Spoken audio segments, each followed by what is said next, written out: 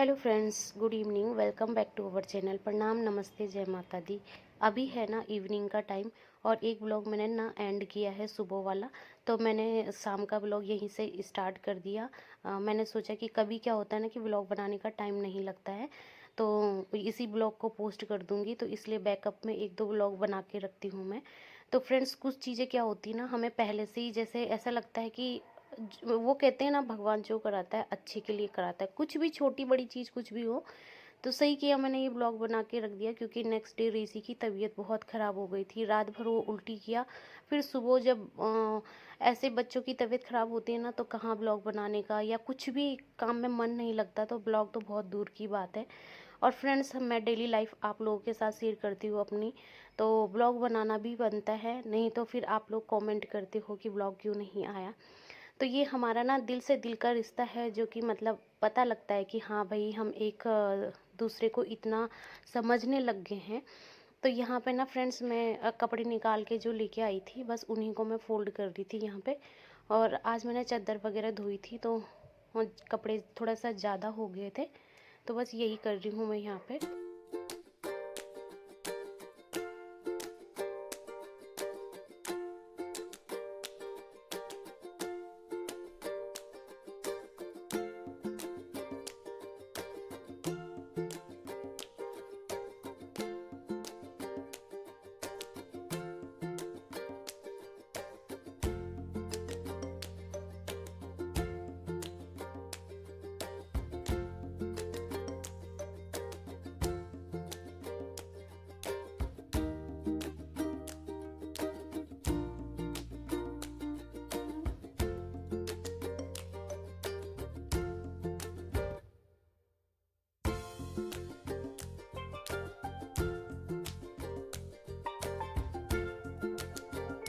तो फ्रेंड्स, यहाँ पे मैंने कपड़े बस फोल्ड कर ही दिए हैं, थोड़े बहुत हैं।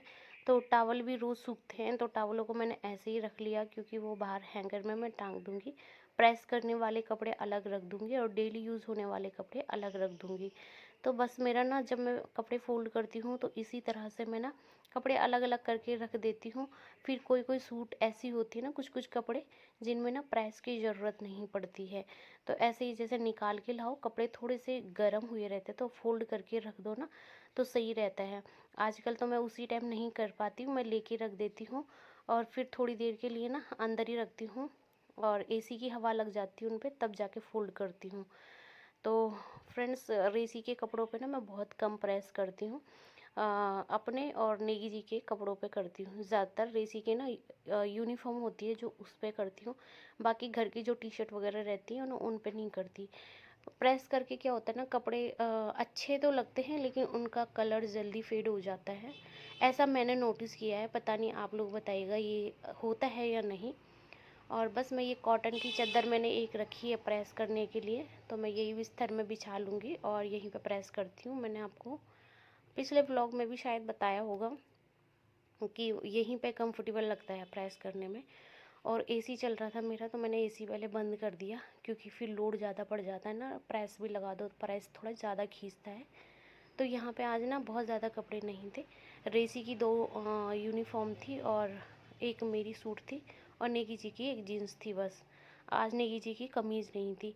तो मुझे ना जो ओपन वाली कमीज़ें होती हैं ना, उनमें भी प्रेस करने में बहुत दिक्कत होती है। मतलब अब तो वैसी वाली चलने लग गई ना कमीज़ें भी, शॉर्ट कमीज़ें, कुर्ता टाइप। तो वो मुझे सही लगती है, और टी शर्ट वगैरह भी सही लगती है प्रेस करने में। और एक जीन्स में मुझे ना प्रेस करने में बहुत दिक्कत आती है। ऐसे लगता है कि जीन्स में ना प्रेस हुई ही नहीं।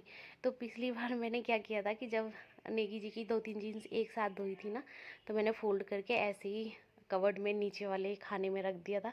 तो नेगी जी ने जब 2-4 दिन बाद देखा, तो वो ना खुद से ही प्रेस करने लग गए। और फिर मुझे ना अच्छा नहीं लगा, क्योंकि सुबह ना ऑफिस के टाइम पे देर भी बहुत ज़्यादा होती रहती है, तो फिर इतना टाइम नहीं लगता। तो मेरे को बोलने लगे ना, तुम मेरी जीन्स पे ना प्रेस करके नहीं रखी हो। तो क्या बोलते हैं, मैं बोली उनको कि मुझे ना होती नहीं है। आपको जब भी जो कपड़े ऑफिस ले जाने होते हैं ना, तो आप मेरे को शाम को बता दिया करो, फिर मैं उन पे अलग से प्रेस कर लूँगी। तो एक बार तो मैंने जीन्स पे प्रेस कर ली थी, फिर मुझे अजीब से लग रहे थे, ऐसा लग रहा था प्रेस हुई नहीं है। तो मैंने ये दोबारा से लगा दी इस पे। और आजकल कुछ कुछ कमीज़ों का कपड़ा भी ऐसा आ रहा है ना कि उस पे कितनी ही प्रेस कर लो, लगता ही नहीं है कि प्रेस की हो। तो मेरे को ना ये प्रेस करने वाला जो काम है ना, स्पेशली गर्मियों में बहुत ज़्यादा गंदा लगता है, क्योंकि गर्मी बहुत लगती है, पंखा भी बंद करना पड़ता है इस टाइम और एसी तो चला नहीं सकते। तो फाइनली मेरे थोड़े बहुत जो कपड़े थे वो हो गए हैं प्रेस। तो मेरा डेली का बस यही काम रहता है। सारी हाउसवाइफ का यही काम होता होगा वैसे मुझे लग रहा है। और जिसके फैमिली में थोड़ा ज़्यादा मेंबर होते होंगे उसके फैमिली में काम ज़्यादा भी होता होगा, पर बट भी जाता होगा काम ना, कोई कुछ कर देता होगा कोई कुछ, तो अच्छा लगता है फिर मिलजुल के काम करने में। और यहाँ पे ना फ्रेंड्स, मैं आ गई थी मक्खन बनाने के लिए। तो आज मैं इसी तरह से छोटी वाली रही से बना रही थी। आजकल मक्खन ना बहुत जल्दी निकल जाता है, मतलब कि दिक्कत नहीं होती ज़्यादा, ठंडियों में ज़्यादा दिक्कत होती है। तो ये ना बहुत जल्दी निकल भी गया था। तो मैंने सोचा चाय बनाती हूँ तो उससे पहले मैं थोड़ा सा ये मक्खन कर लेती हूँ, क्योंकि अभी 4:30 बजे का टाइम हो रहा होगा। तो मैंने सोचा चलिए पहले मक्खन कर लेती हूँ। तो ये देखिए हो भी गया है इतनी जल्दी। तो फिर मैं ले आई काटने के लिए सब्ज़ी, क्योंकि शाम को ना, अब इसके बाद मैं थोड़ी देर छत में जाती हूँ और अगर पानी आता है तो मैं पानी डालती हूँ पौधों में, रोज़ का मेरा यही काम रहता है। फिर 6:30 बजे छत में जाती हूँ, क्योंकि थोड़ा सा पूरे दिन ना अंदर ही अंदर रह के अजीब सा मन हो जाता है। तो थोड़ा बाहर की हवा भी खा लेनी चाहिए। और एसी तो बहुत कम रहता है घर में, कभी स्कूल, कभी ट्यूशन, कभी अपने दोस्तों के साथ खेलने। तो ऑलमोस्ट मैं अकेले ही घर में रहती हूँ। तो थोड़ा छत में घूम के अच्छा भी लगता है, ऐसा लगता है हाँ भाई दुनिया में हम अकेले नहीं है और भी है, मतलब बाहर देख के ऐसा लगता है ना। तो चलिए फ्रेंड्स, ये तो है एक वैसी ही बातें। तो बस आप इंजॉय करिए, मैं मिलती हूँ थोड़ी देर में।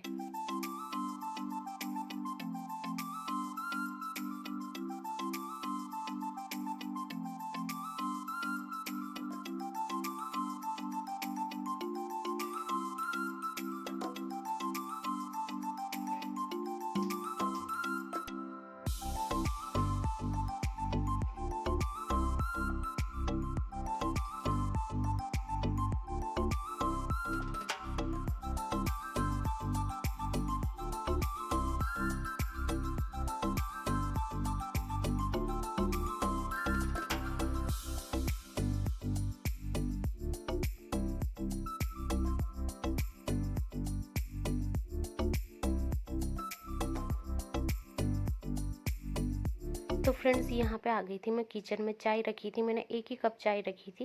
मैंने सोचा जब ऋषि खेल के आ जाएगा तब उसके लिए दूध बनाऊंगी। और मैं मार्केट सब्जी लेने गई थी ना कल परसों, तो मैं ये आम लेके आई थी 2 चटनी के लिए, लेकिन ये सूख गए, मैंने बनाया ही नहीं। तो मैंने सोचा इनको भी छील लेती हूँ, आम की चटनी बना दूँगी। सीज़न की पहली आम की चटनी होगी ये।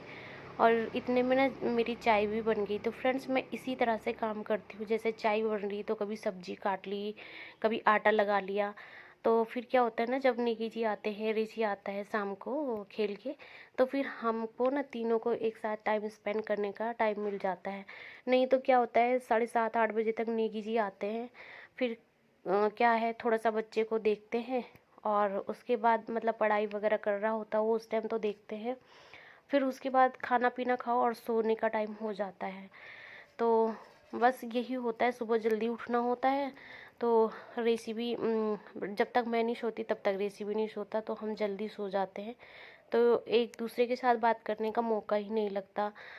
तो इसलिए मैं सोचती हूँ कि ऋषि और निकी जी के साथ उस टाइम मैं अच्छे से फ्री होके टाइम बिताऊँ।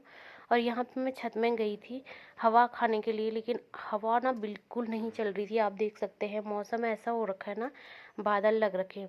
और ये आज से नहीं, 2-3 दिन से ऐसे ही हो रहा, कभी एकदम तेज़ धूप आ जा रही है, उमस होने लग जा रही, और कभी एकदम से बादल हो जा रहे हैं, बारिश की बूंदें गिरने लग जा रही, मतलब पर अच्छे से बारिश नहीं हुई। तो मतलब अब मौसम क्या कर रहा है कुछ समझ ही नहीं आ रहा। और आप देख सकते हैं मेरे सामने जो फ्लैग है ना, और दिन कम से कम वो हिलता है तो पता चलता है कि हाँ भाई, क्या बोलते हैं, हवा चल रही है। तो फ्रेंड्स, हवा तो चल नहीं रही थी, तो फिर मैं नीचे ही आ गई और मैंने ऋषि को बोला कि बेटा आप पूजा कर लीजिए।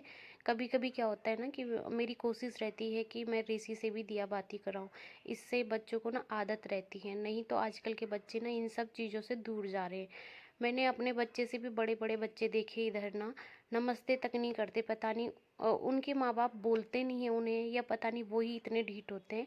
मेरा बेटा है ना, मेरे घर में कोई भी आएगा, मेरी फ्रेंड मतलब दीदी लोग आस पड़ोस के, तो वो हमेशा पैर छूने के लिए जाता है। तो किसी किसी को ना नहीं अच्छा लगता, तो मैं बोलती हूँ कि बेटा आप ना दूर से नमस्ते कर दिया करो। मतलब जो ज़्यादा क्लोज रहते हैं उनके तो पैर छू लिया करो, लेकिन जैसे कोई अनजान आता है तो नमस्ते कर दिया करो। तो फ्रेंड्स, आज रेसी कर रहे हैं पूजा, जैसे कि आप लोगों ने देखा ही होगा। और ऐसे में ना कभी कभी करवाती हूँ उससे, कभी कभी खुद भी बैठी रहती हूँ उसके सामने और बोलती हूँ कि बेटा पूजा करिए। कभी कभी नेगी जी सब कुछ रेडी करके चले जाते हैं, दिया वगैरह, और उससे पूजा करवाते हैं।